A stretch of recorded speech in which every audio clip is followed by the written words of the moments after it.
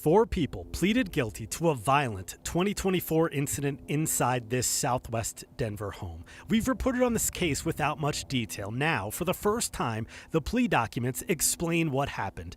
The victim was paying to rent a room in this home. The documents say the roommates learned the victim and his father had worked as police officers in Venezuela. They kidnapped him and tied him up with rope. The plea deal explains the torture the victim endured. The defendants consulted international leadership of the Tren de Aragua gang throughout. They decided to hold the victim for ransom, keeping him for several days while filming violent acts. The group strangled the victim with a rope until he nearly lost consciousness. They also attempted to drown the victim by holding his head in a bucket of water for 30 seconds or more at a time.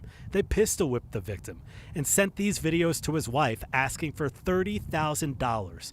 When she did not pay, the group escalated. One of the people used a pair of pliers to cut off the victim's pinky finger on his right hand. They filmed that too. On October 16, 2024, Denver police responded to the home for a welfare check on a reported kidnapping. Officers conducted a limited search and did not find the victim. It turns out he was tied up and hidden when the cops were there, but was too afraid to make himself known. The group fled the home, and in the morning the victim escaped, but the plea documents don't explain how. According to an indictment in another case, a TDA leader remotely approved the kidnapping, disfigurement, and extortion.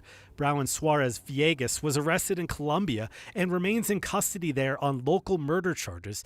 The U.S. government hopes to extradite him. In Denver, Aaron Adelson, 9 News.